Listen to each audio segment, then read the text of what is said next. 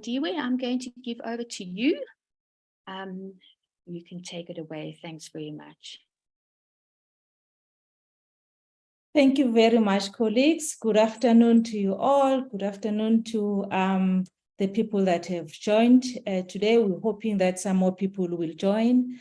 But yes, as Anne has indicated, today is basically about us reflecting on our cultures, on our heritage, but it's also about us within the ambits of SIOPSA to look at what does this mean for us. So without going into detail, let me just share the slides that I've prepared for you, colleagues. I wanted to today just dwell a little bit on, yes, we're talking heritage, we're talking culture, but look at it from the perspectives of identity and the perspective of what it means to the legacy that gets created or the legacy that is associated with certain cultural backgrounds and so forth. So when I looked at the concept of identity, just on a high level, our identity speaks to our background, our roots and our heritage. When we talk about background, roots and heritage, we're basically talking about who are you, your family name. And in our African culture, we have clan names as well. Like for instance, myself, I am a Gama. The Gamas' clan name is Mlambo. You have the Ndlovus in African culture that are known, for instance, as Ogajeni. So those are some of the clan names that basically tells your family name and your history, because there's different histories related to the different clans within the African cultures. And when we're speaking about culture, basically we're talking about just your customs, your traditions, your artifacts, your clothing, which I think has very largely gotten to be associated with, our clothes associated with certain cultural groups, certain traditions, and certain clans, like I indicated, and that speaks to who you are as a person. The teachings that come with that cultural background as well. So when we're talking culture, we basically, it's a whole rounded of who you are and how, what are the teachings that you have learned, who you are in terms of your customs and your traditions and your values as well. Values speak a lot into the cultural background. In terms of the language as well and the representation, I thought one of the things about South African is that we know we are known as a rainbow nation that have 11, if not 12 different languages, but all of those languages speak to indicate who we are in terms of our background, our heritage, our roots, and so forth. But when we speak of identity, because we are people whose lives do not necessarily end with our cultural backgrounds and who we are in terms of our family names, but it also speaks to who we are in other social networks, in other social settings, like for instance, our workplaces and so forth. So I thought, let me also just bring in the element to say, there are other social networks and groupings that basically we tend to identify with, like in our case as professionals. We are IOPs, so that professional identity speaks to us as a profession. Recreationally, who are you? It also tends to identify you as who are you? And for instance, are you a musician? Are you a soccer player? So recreationally, there's also that identity that sort of speaks to who you are as a person. Your religion is a very big one. Your religion as well. How does your religion define or identify who you are? The country of your origin. Who do you represent in terms of other things like your sexuality, for instance, but that's, you know, in our language, they say asiko lapho. So I'm not there, but I'm just indicating that that also speaks to your identity. So when you look at the concept of identity, it's basically looking at who and what you identify as. whether in terms of your background, also in terms of your other aspects of your life, such as your social networks and your other groupings. And all of that speaks to the concept of belonging, of meaning, of teachings, and of legacy, which I will elaborate a little bit on. So basically in this slide, what I'm trying to say is that we can agree that our identity or what shapes our identity is how we live our lives, what gives us meaning, our teachings, our heritage, our growth, and our pride. We can move to the next slide.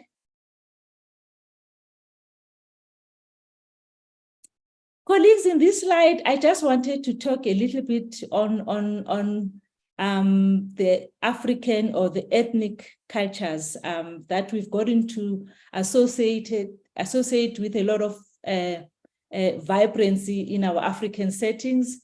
I mean, most of the African or ethnic cultures in South Africa are known to be vibrant in colors, in terms of the beadwork, in terms of the handwork, artistic, music, and so forth, the food. And in this slide, I just tried to identify, there's quite many traditions in South Africa, so I could not have put all of them there, but just to try and identify some of the African cultures and bring out the vibrancy in them. And again, speak to the concept of identity and the legacy. So I thought, because I only have 10 minutes, I can't speak to all of them. I thought I'll just nitpick a few just to also bring out the concept. And I thought, let me also mention the Zulus. And Zulus, basically because we all know that we today celebrate Heritage Day, but historically this day was known as the Shaka Day. So, and the Shaka, we know, is the king of the Zulu, so I could not have left out the Zulu nation. But again, when you speak of identity, how you identify the Zulu nation, you look at some of the, I think it's the bottom two pictures where there are two, male and a female in that picture there, where I basically try to identify the attire that speaks to the Zulu culture. And they are known for their animal-based, the attires basically the skins of the animals, the feathers, and their whole image is leather-based, whether we're talking about their spears or their beadwork and so forth. When we look at the Ndebeles, for instance, I've got also a Ndebele picture there of Mama Esther Mahlangu, whom we all know, I suppose. Ndebeles are known for their artistry and their geometric expressions, basically. Ndebeles are big in painting and their homes are painted and they're very colorful people. So that is, again, it speaks to the legacy that they have. This is their legacy. And we all know, like I said, Mama Esther Mahlangu, I think she's been honored with an honorary doctorate, I think in the last couple of years because of her work. And this is the legacy that represents the Ndebele nation. I'll speak about Basotho. Basotho, again, if you know Basotho, you know them through their signature blanket that is known as Morokotlo in Sotho. But that's basically their attires. You identify Mosotho through their blankets that they wear and the shweshwe material that they use for their females, most of them. So that again speaks to the legacy and the image and the identity of the Basotho. And of course, I had to throw in the Swazi because Thandiwe is a Swati girl. Thandiwe represents the Swati nation in the different African cultures. And what is the signature image on the brand, so to speak, or the legacy of the Swazis? Swazis are known by Amabai. Amabai is basically what I'm wearing. I don't know if you can see this. This is Ibai. Basically, it's like your wrap around. Swazis, this is their image. This is their identity, so to speak. But when we speak of legacy, I thought, let me also just mention that in terms of the African culture, the colors are there to represent, the vibrancy is there. And even our jewelry, most of us, obviously, the African cultures accessorize.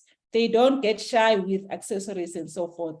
And when we speak of legacy, I thought, let me also throw in the traditional reed dance that we all know as Umhlanga. That's the biggest legacy of, for instance, the Zulus and the Swazis. Guys, this is just me just trying to highlight the concept of identity, the concept of legacy and the meaning or tradition, so to speak, in an African culture. And I thought maybe whilst I do that, let me also introduce to you in an African way who Thandiwe is and introduce myself to you guys. And I thought, I know some of us will probably not hear this, but bear with me. This is me coming as raw and as African as I can in my language. Who is Thandiwe?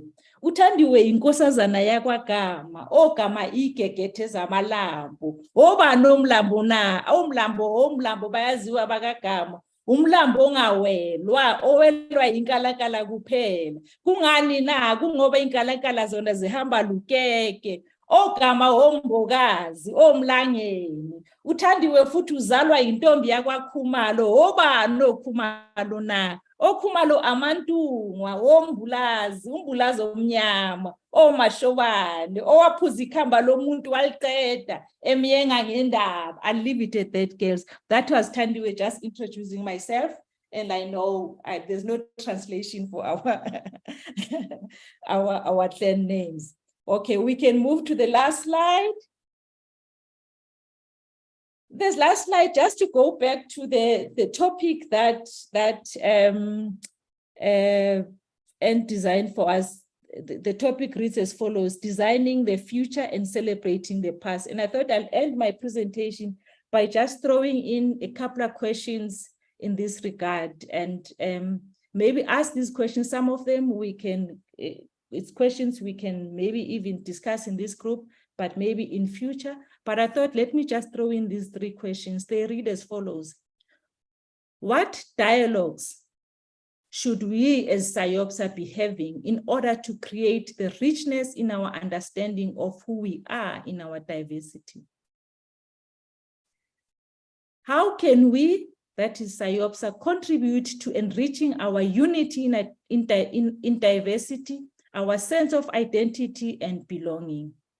And how can we make the richness of our diversity work for SIOPSA and create a legacy that SIOPSA or we can be proud of? So those are the questions I thought, let me just throw out there. They don't have to be answered today, but these are questions that are out there that we can deliberate as and when time fits.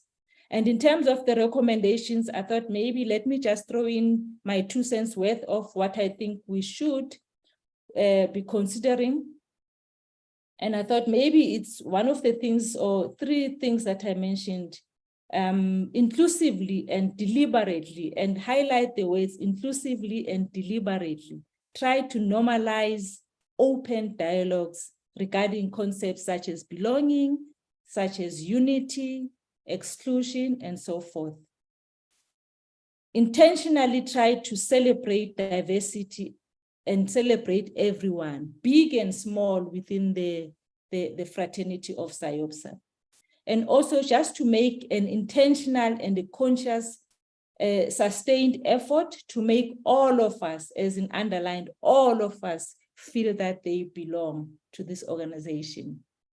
So this is where I end it, guys. As Tata Madiba would say it, I thank you.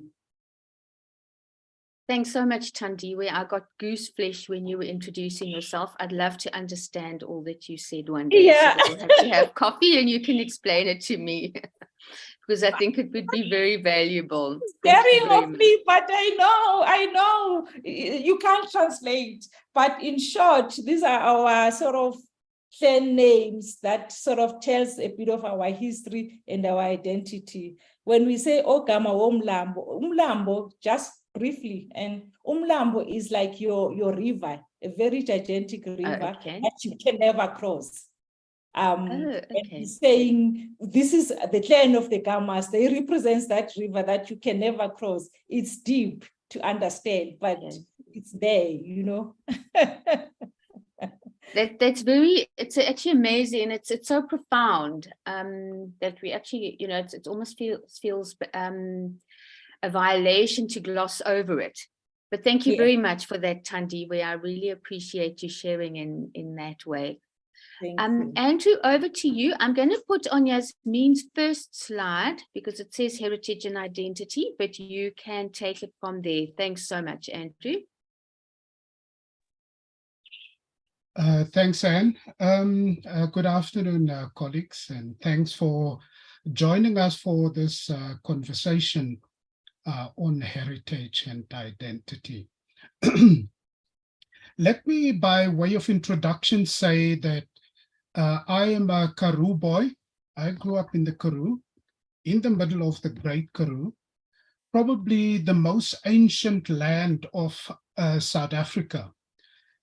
Because if you were to look at the landscape and the mountains, you will know the ancient geologic kind of activity that took place there, creating these beautiful mountains and open, vast plains in the Karoo.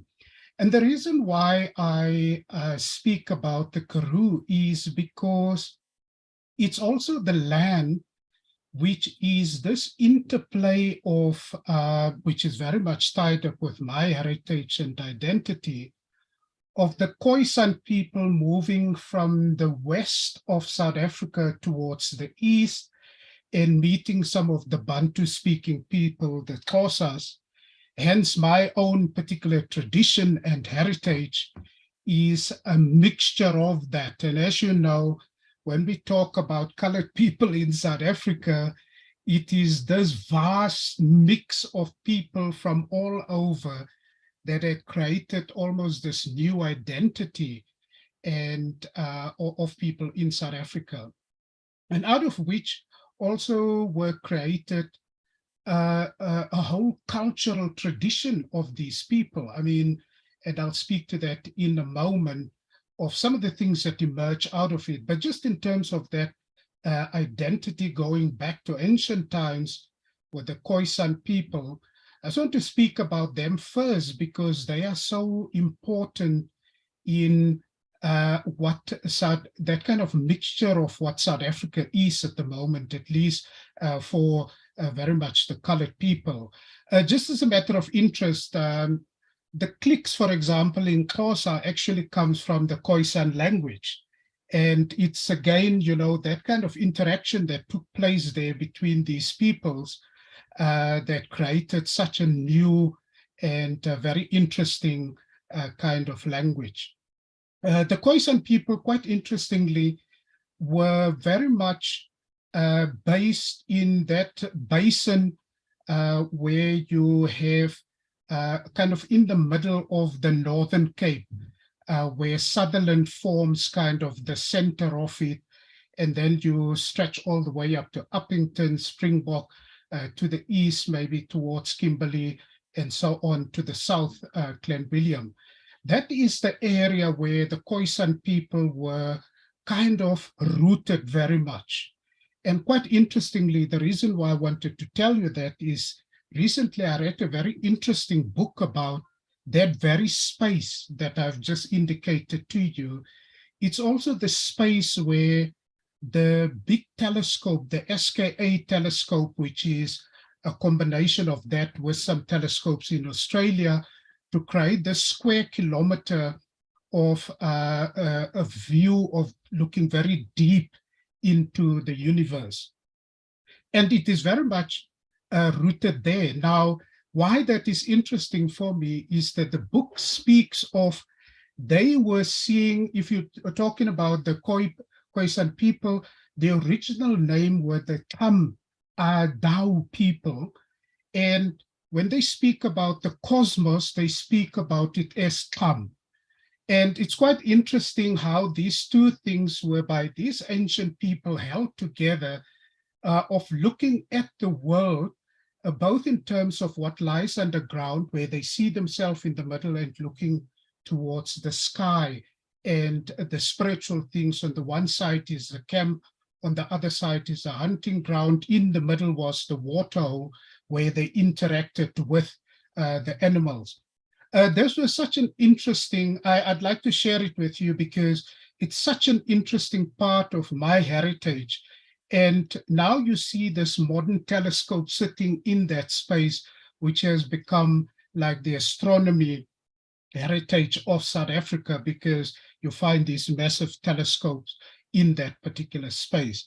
So that's about a little bit about the Khoi people and their interaction. Lots was said about the interaction with the foreign people as they came into South Africa and so forth. And as I said, a lot of my heritage sits also within the Xhosa tradition. And on the other hand, because of my surname, unless my parents or my great-grandparents, who were just slaves, adopted the name, there's also a Johnson here, which I suppose point to the fact that there are people who came over the seas, presumably Britain, and interacted with the local people, hence the Johnson part of it. I don't know enough about it, and so just a matter of interest, soon I want to actually go and do a DNA test to see where the roots actually lie, and especially that which comes outside of Africa and South Africa. So a very interesting kind of history for me, the traditions that then eventually, because of these people coming together, emerging out of it, is very much caught up in traditions like, for example, the Kaapse Klopse. If you go and see the Kaapse Klopse, it just gives you these goosebump feels about a tradition that goes back to the time of the slaves, whereby they celebrated Tweede Nuwe Jaar, which is the second New Year in Cape Town. So on the 2nd of January, it was the Tweede Nuwe Jaar. And the intent of Tweede Nuwe Jaar was very much that the slaves couldn't celebrate New Year's Day because they had to serve the masters. And so on the second day of the year, they were given up, and now this tradition is just kind of kept throughout the many ages in South Africa.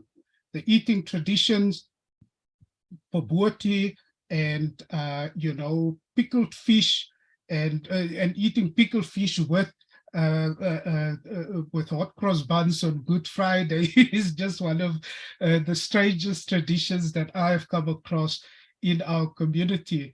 But it's those kind of things, the way people speak, their incredible sense of humor, and they can laugh about anything. I mean, you could sit in a plane that's about to crash and somebody would say something really funny about that crashing that is going to happen. And so even in the most serious of kind of situations, they would find fun and laughter in that. And so that is very much a little bit of that tradition that I come from. And just the other day, and to talk more about how one see some of this heritage and identity, how does it help us to go into the future? I shared with Anne earlier, but I didn't necessarily wanted to share it here because you're not supposed to take photographs.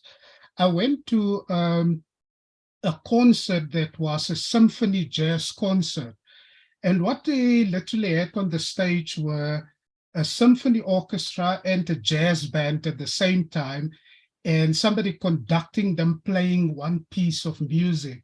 And it was absolutely the most brilliant of infusion. It's not the first time that I've seen it, but I was so struck about it because they call it the Heritage Symphony Jazz Session. What struck me about it was the authenticity of two different traditions in our heritage in South Africa coming together and fusing into one. And you look around you and you see black and white sitting in the audience, and people are just enthralled by this thing happening. For me, that created this kind of deep metaphor of what is possible, of how we celebrate these different things. And when we bring them together, it creates such a beautiful thing that it will last with you forever. I wish I could play the music. I suppose I'm not allowed because it's copyrighted, but I was naughty. I recorded a few clips just to remind me of the beauty of what these guys created. But that for me created the sense of what is authentically possible when we bring these two very different traditions together and let it play. Some years ago, Abdullah Ibrahim played actually with an Afrikaans band called the Plaas Werf Orkest, I think it was called, a similar kind of thing. You bring these two things. And for me, music was kind of the symbol of how we can bring things together. I would leave you with a final thought about it. If we're going to do such authentic kind of bringing together, it would have to be in a way whereby it is really bringing something of yourself into that space. It's not imposing what I have on you, which is very much sometimes how our tradition, unfortunately, has become, where some group's tradition gets suppressed and the other one gets elevated. And so the history that we hear about, the heritage, is always slanted towards that dominant group. And that is not going to be authentic kind of bringing together of our heritage, which is so diverse in South Africa. Last word to say about it is that I believe we have to celebrate those histories very much, but it's also incumbent on us to leave the tribe. And what I mean by that is that you can continue to love your Cook sisters and whatever traditions we have, and eating your millipap and eating your boboti, celebrating your Kaapse. So we must do that. We must continue to do it. But we also are required to step outside of that to say, if we are going to build a society that is one into South Africa, it's going to be necessary for us to leave some things and take on new things. And how can we find ourselves in this space where we bring it together? It's probably the message for CEOPSA too. Where in this do we have to leave the tribe? We have to leave some of those things that is just dominant in our particular culture. And where do we find ourselves beginning to build this new heritage and identity? Because our kids are going to probably have to live with that rather than what we specifically had been brought up with. Just a few thoughts on heritage and identity. Thanks very much, Anne. Thanks so much, Andrew. I love the metaphor, and I listened to the clip, and it is amazing how these two, what could potentially be dissonant ways of making music or thinking about music, come together to make something that almost synthesis and antithesis, and then the synthesis, how it creates something so much better and even more, not more beautiful necessarily, but it creates something totally unique, drawing on the best of the two musical genres. So thank you so much. In fact, what the conductor said, just to share that, he spoke us about symphony orchestra is very structured, whereas jazz is very unstructured, because jazz is about improvisation and how you're bringing the structured and unstructured into one space, and you create a totally different and new beauty, other than the beauty that each of them separately create. And it's interesting, the structured and the unstructured, how even with that incredible structure and that complete lack of structure, that somehow you can create a synthesis of both those. Absolutely. Thanks so much, Andrew. I loved listening to that. We're now going to call on Yasmin Abraham to share with us. Yasmin, over to you. Thank you. You can jump immediately to the next slide. Okay. I'll quickly go through them. Okay, so this topic had me reflecting quite a bit, and I want to share something with you that I've never said out loud. And for those of you who understand what I'm saying, please forgive me for my poor pronunciation. But a favorite saying of mine is Umuntu ngubuntu kabantu. That is something, if my heritage would allow, I would have tattooed on my body.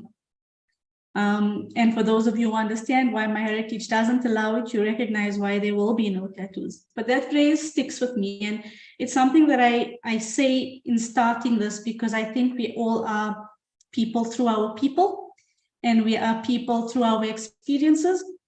And it left me reflecting on what exactly is heritage, what is Heritage Day, and what Heritage Day then means to me and for me. So I've put this up. It's just a quick Google definition, and it says that heritage is something that is handed down from the past And I question which past. So how far back am I going? It is a tradition. It is national heritage of honor, pride, and courage. That gives me goosebumps personally. And it is something that comes or belongs to one by reason of birth. So you can move to the next slide for me, please. So for me, when I consider the past, I question how far back I'm going. As a South African Indian, I am a third generation South African. That means my great-grandfather arrived in India, and I've been told 100 years before I was born, this took place. But if I reflect on that, my heritage and my identity doesn't lie with the people in India. My heritage and my identity lies with the people in South Africa. So when I go back to the past and say, what has the past given me, then it would be what my parents gave me. I haven't been fortunate enough to live through having grandparents. So I've never had the stories to be told of from the background of a grandparent. And so my heritage in terms of past comes from my parents. Then in terms of national, if you see me in person and if you know me, you will recognize that I always have a South African flag somewhere on my body 90% of the time. And it's important to me that I do. Whenever I leave the country, I make sure I've got my flag on my wrist because that is my heritage and what's important to me. But something else in terms of national, in terms of pride that I want to bring forward just as an example is what's currently happening today. As we sit here, William Nicol Road is being changed to Winnie Mandela Road or Drive. And that is something of national pride and national importance that forms part of our heritage and becomes the heritage of our people, which is our future and our children. On the slide, you'll see I've got a book. It's called The Portrait of Indian South Africans. That book is of immense importance to me. And I won't share with you why now. I'll leave that for you to decide at this stage. It's of immense importance. It's a pride in my house. I love that I have this book. Okay, and then I've also got a picture of 2 of the 3 very important little people in my life, a picture of my nephew and niece, and that is the clothing that they wore for Heritage Day this year. And that speaks a bit to the reason of my birth. So something that was given to me by birth is religion. And for my sister, it's important that that forms part of the children's heritage. And for me, maybe not as much. I reflect if I had kids of my own, what would they wear on Heritage Day? And I'm not sure it would be Islamic or something from an Indian background. I'm still thinking on that. There's a picture of food there. It looks a bit like a curry, maybe. I'll talk more to that later as well. And then there's a picture of what's important to me going forward, and that's the diverse heritage that we have going forward. This is a picture of me and friends of mine. And I reflect on where we go from here, looking at that picture. You can continue for me, please, Anne. Okay, so in understanding who I am and what heritage means to me, I also asked other people what heritage means to them, or what Heritage Day specifically means to them. And here are some of the answers that were provided. It's another day where others' cultures are downplayed over other superior cultures. I think Andrew alluded to that a little while ago. Showcasing my lineage, it's the Braais, the Unity, and the public holiday. It's a holiday to celebrate and remember our roots. And then it's by dressing up in our cultural clothes, and you'll see there a white Afrikaans person indicated that that's something that's harder for her to do as a white Afrikaans person. And then we've also got it's a chance to embrace our culture and remember South Africa is a community filled with different people, and Thandi and Andrew both gave us some of that as well. You can continue. Okay, so I'd like you to take just a quick moment, and if you're willing, please drop a comment in the chat box. If you're not willing, just reflect on this. It is Heritage Day. We are celebrating at work. We are organizational psychologists after all. We're celebrating.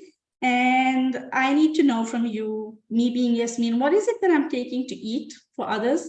What do I wear? What should I be wearing? And what practice or tradition should I be sharing with my colleagues? If you want, please leave a message in the box. If not, think about it and reflect on that for yourself. I'll come back to this in a little bit. Continue. So we've spoken about what Heritage Day means to others. And when I asked them if they look forward to celebrating Heritage Day at work, this is the responses I received. 25% of people look forward to celebrating Heritage Day at work.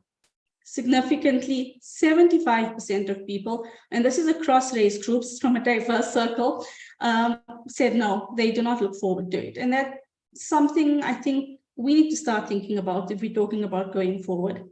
To note, so this was on social media, 72 people looked at my questions or looked at my post, and only 15 people responded. So I'm not sure what that means, if anything, but people who were willing to respond to say yes or no was a very small number of the people who looked at the post. We can move on.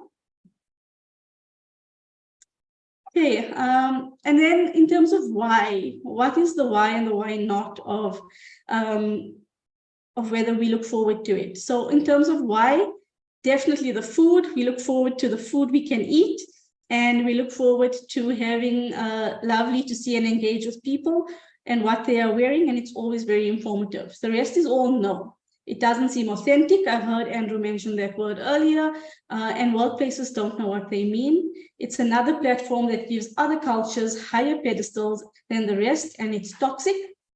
My work doesn't do anything, and our team doesn't do anything. So what I took out of all of this when I was reflecting on it was that I think we're so attuned to wanting to share. I need to share who I am. I need to let South Africa know. I need people to know where I come from. And we focused on almost giving that to people. And I wondered to an extent if we need to change our mindset from the sharing, or I have to tell, I have to be, I have to see my roots, towards the learning. So what can I take from others? What can I learn from them? And if I look at the comments of the people who said, yes, I look forward to it, they almost have a bigger mindset of, I want to learn, I want to know more about you. So I'm not imposing or putting my culture and my heritage on you, but I want you to share with me that. I think it's important that we move towards removing hierarchy from our shared experiences. We come from a history of racial hierarchies, and it's become so ingrained in this generation or the older generation that when we share our cultures, we almost have to do it with this force of, I am just as important and I am there. And I recognize that to remove that, we need to put ourselves on that even playing field where one isn't on a pedestal and another isn't. And then I wonder what we need to do to carry it forward as well. I do think we need to recognize what heritage means for ourselves, whether it's the 4 generations ago past or the current past, but own that, because that's what you would share. So if we can move on again to the next slide. So what do I do for Heritage Day? I wear skulls, I wear jeans, and I wear a wardrobe of black because I do not identify with traditional Indian clothing. I eat AK-47s, I eat booba, I eat cook sisters, I eat China fruit, and I eat shoria. I also eat baboti. If I go back to the past of 4 generations ago, I eat haldoni and curry khichdi. My home language is English, but I also speak Afrikaans and grew up on a beautiful Kombuis Afrikaans that combines Malay and Arabic words into the language. My tribal language is Cockney. I come from a fishing village 4 generations ago called Zui in the middle of India. Okay. In terms of the book I showed you earlier, it is not of immense importance to me because it carries my South African heritage. It's of immense importance to me because it is a first edition signed copy of the book by Fatima Meer, who was part of a South African struggle history. That's where the importance lies for me. And I think it's important for me to say that because we easily look at people. We look at the duk that they wear, we look at how they present themselves, we look at the tribe that they come from, and we decide, but we don't ask. And for me, that is the way forward, to learn more and to speak to what it is of other people. Okay, we can continue.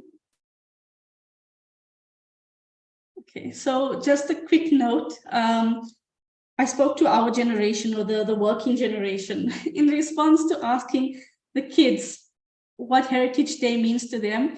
One of the responses was, "What's that?" And you can see how his mom reacted to that response. below where she says she's failed as a Black South African mom, and she really doesn't, she's put him in African print clothing, but she must have failed somewhere. My niece is 6 years old, and we had a lovely conversation on Friday, and you saw her in the picture earlier. She didn't know what she was wearing. She doesn't know. What I found out on Friday is my niece doesn't know that she's Indian. And to a degree, my niece thinks I might be Zulu because of my wearing of beads. She spoke to me about the girls in her class who are Zulu wearing their traditional outfits. And then I asked her, so am I Zulu? And she's like, yeah, maybe you are, because I wear Zulu traditional clothing at times in terms of beads. And to an extent, I took a step back when I needed to explain to her heritage. And it goes back to the superiority of race again, where I wondered if I should tell her that she's Indian. But I recognize that that part of her heritage shouldn't be lost.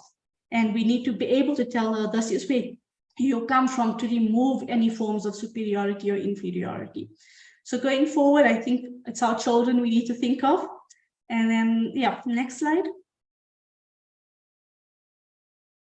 So in the spirit of learning, I have said many words today, whether it's the name William Nicol or Haldonia and Karikitri or Choria or Buba or Persisters or Afrikaaps. I've said many things. And in the spirit of learning, I haven't explained those things purposefully.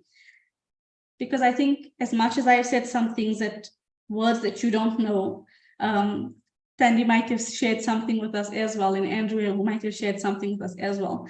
And I want us to take that forward going forward to see what I can learn. I will be Googling things, and I hope you would do the same. Or in the spirit of dialogue, I hope that you would be willing to ask me questions, and I would gladly share the answers with you. Thank you.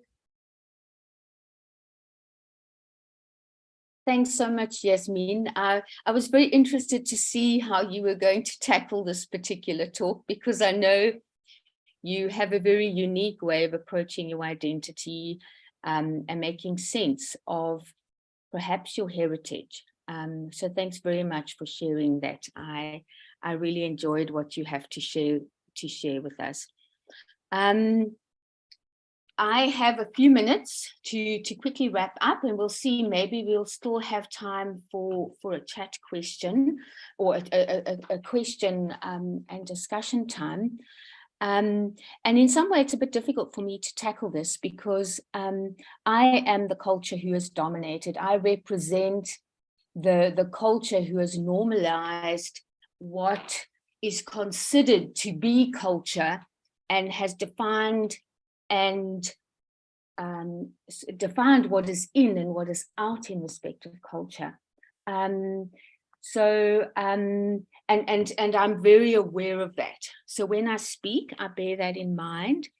I am an English South African, and I've often struggled when people ask me, what is your culture? Because it's difficult to define it. And I think there are probably two reasons for it. The first is precisely for that reason I mentioned, is that because my culture is perhaps being normalized as the dominant culture, it's not always easy to recognize, because if we think of culture, it is the way we do things around here. And because things are always done my way, perhaps I don't always recognize when my culture is actually at play. But I think there's another reason for that as well. And I think that is because English South Africans are sort of a little bit of a mixed bag of people, and everybody who comes from anywhere else and is sort of not Afrikaans sort of speaks English. And so we sort of have a mixed bag of various European and other origins, each with their own cultural traditions and heritage. So for myself, I am a mixed bag of French and British, with a little bit of German thrown in. And if you look in the picture to the right there, you'll see Daniel Hugo, 1688. And that is when those are my deepest roots in the country. My forefather, Daniel Hugo, arrived in 1688. Now, he was originally from the Champagne region in France, But he actually fled to Amsterdam 3 years before he came to the Cape, to avoid the Catholic persecution of the Protestant. And the story is that he actually escaped France in a box of books. Otherwise, he would have been killed. Now, in reflecting where I went with today's session, it was a bit difficult precisely because I feel in many ways this vague sense of culture and what it is and what it means. And to a large extent, it is my history that dominated textbooks for many years. So perhaps there's a little less to learn regarding my own history than there is from many of the other groups represented here today. But when thinking on what to speak about, I thought about my French heritage, and probably because that's the one I know the most about. That's the one that has been documented the most. And there are three concepts that I think come from the French and that they're passionate about, which I think we can use to build One Psyopsa, I Belong. And those are the idea of fraternity, the idea of food, and the idea of fashion.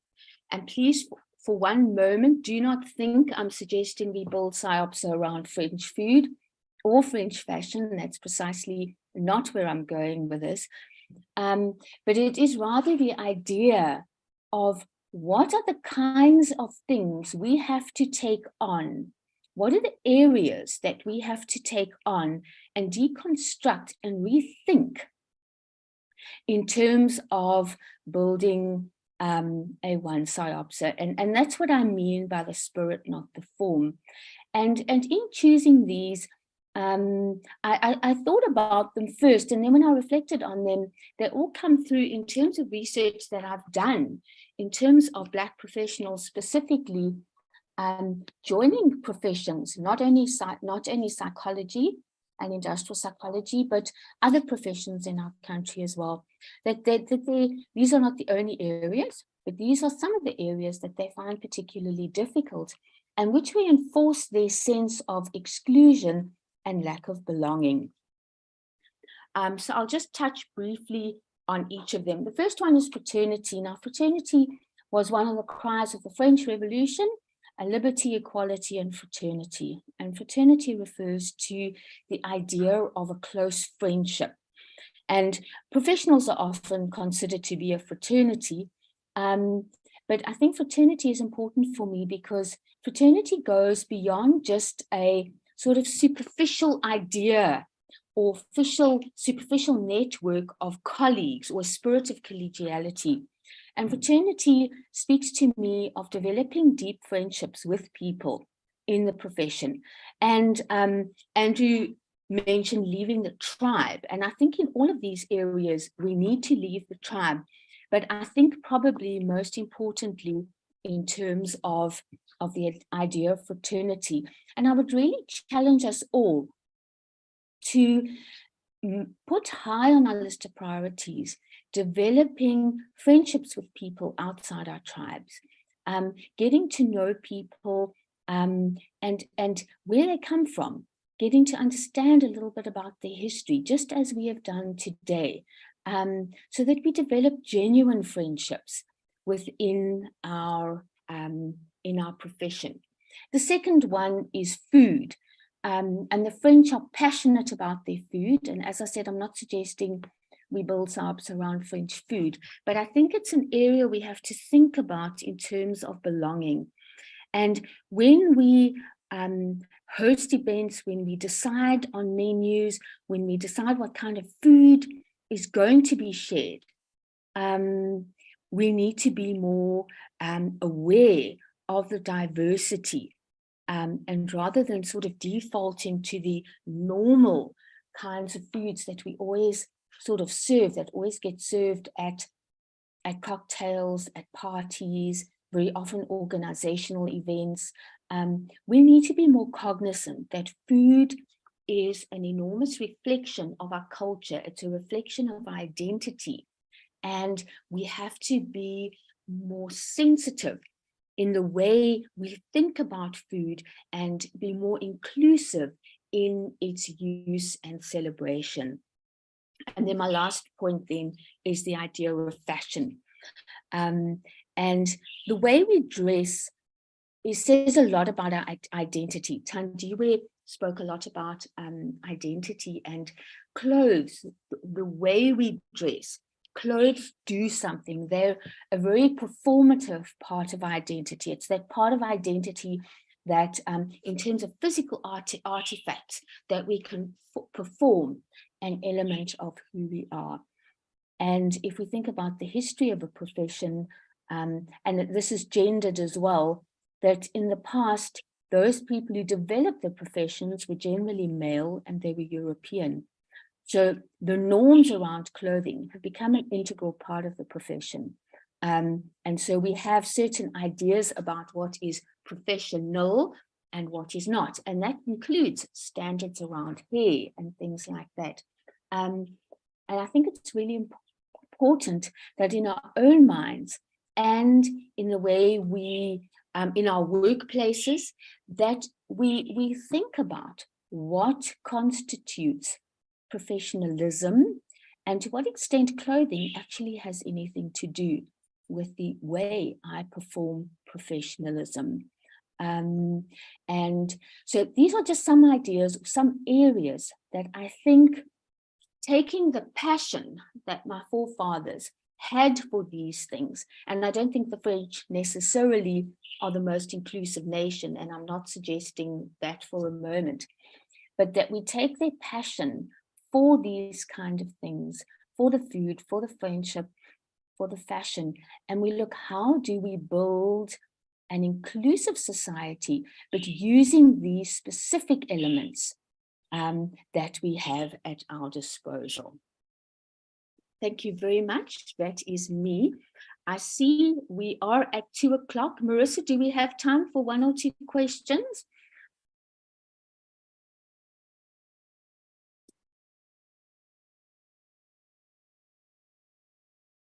Okay.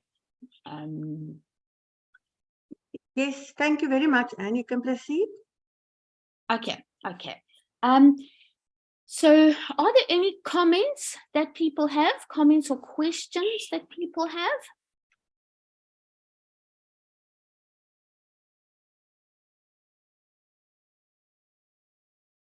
Any comments from our speakers? Maybe in terms of a comment that was put in the chat box as to how do we contextualize heritage of an organization, how does one integrate? I think if there's going to be a true sense of belonging, then there must first of all be an acceptance that there is no one dominant culture in the organization. And there's to be an acceptance to say it's a fusion of different cultures that are happening here. And we've talked about this big challenge where you have to make a real concerted effort and decision about, do we truly want to have a diverse culture? And what are the implications? Do we understand what are the implications of it? Because one of it is going to say, how tolerant are you going to be for diversity in all its different expressions? You can't just choose one. You'll have to say all of these things are important. And I think the list is already there, by the way, whereby people have experienced some sense of discrimination, whether it is race, gender, religion, all of those things. There's a whole long list of it already.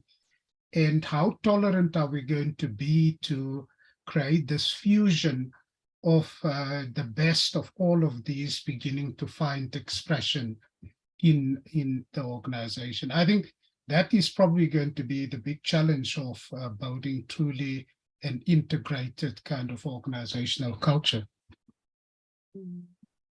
Thank you, Andrew. And I think just to add on that, and Andrew, for me, I think, and I'm talking purely from my own observation, not only of SIOPS, just organizations within the South African context in general. I think much as we all talk and realize the importance of inclusivity and the importance of of full representation and nurturing our diversity. I think to a very large extent, the talk ends with people talking about it, but basically when we have to genuinely engage, start normalizing certain dialogues, not shy away from them. That is still a big question for me, because yes, we want to do it, but I think generally, and I'm also including SIOPSA as well here, we still shy away from just normalizing. Let it be normal. Let it not be looked at as something almost odd, to have to start engaging, start questioning, start asking, start learning in an inclusive, in a genuine way, about ourselves and about our backgrounds and about the culture and the legacy that we want to see SIOPSA create and live for generations that to come. For me, let's normalize talking. Let's normalize our dialogue. Let it not be something that's shied away or somehow treated superficially as if it's happening when it's not. Yeah, absolutely. Yeah.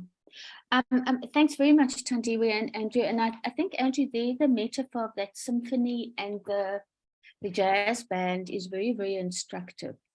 Because if you go and look at music as an art, it also is incredibly disciplined. And to create something like that must have taken hours and hours and hours of practice. It wasn't just a case of, okay, well, the symphony orchestra sat down and the jazz band sat down and they sort of just started. That would have been the jazz, but not the symphony. And to create something that beautiful must have taken hours and hours of work and then hours and hours of practice to get it right, to get it sounding like that. And I think, Thandi, that speaks to what you were saying, is that we often shy away from it. It's because it's hard work, but it's something that we almost have to sort of reckon with, in the sense, and say, this is hard work. It is going to take a huge amount of effort, but it's something that we just have to start doing. Otherwise, we're never, ever going to get anywhere, because it's not just going to happen. It's going to take a deliberate and concerted effort from all of us to achieve it. True. Any last questions or comments from anyone?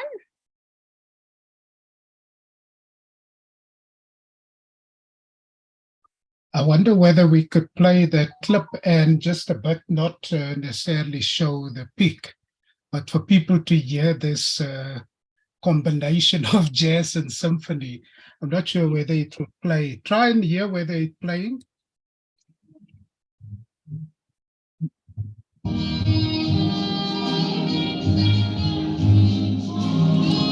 Did you hear that? Yes, it is playing. Sorry, I didn't want to interrupt. Oh, okay. Apologies.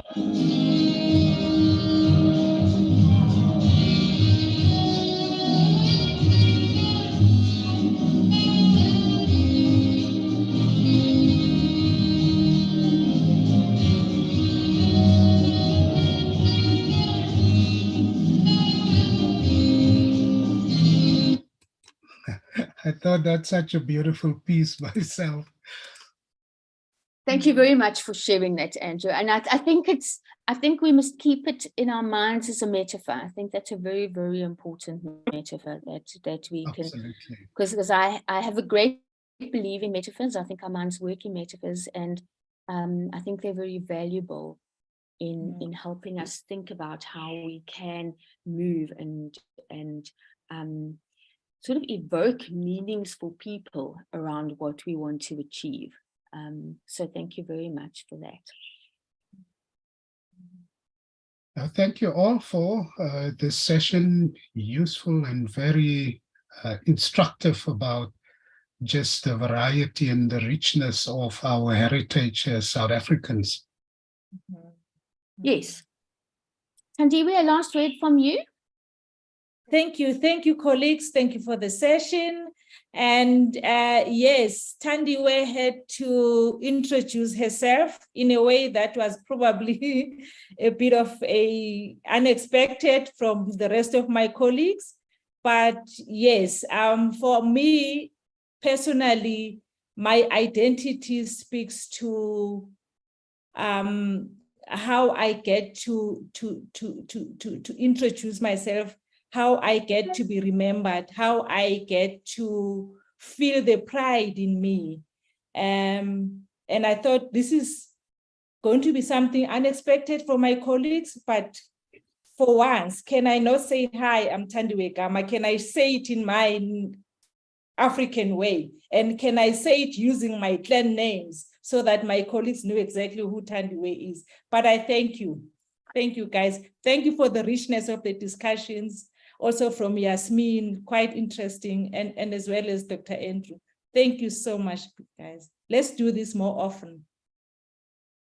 Thanks so much, Tandiwe. Definitely. I think this is the start of many of these sessions. I think I would say Yasmin, but I think she had to hop off. She had other commitments. But I just want to thank the speakers for sharing something of your history. I really enjoyed listening. And I just want to thank everyone who attended.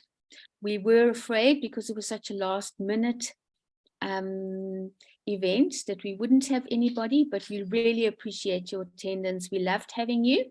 And here's to many more of these kinds of sessions.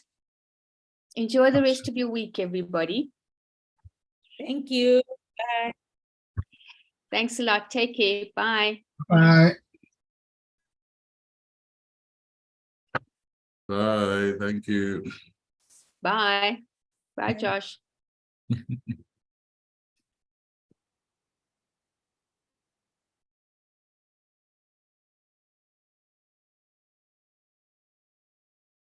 Marissa, thanks so much for everything.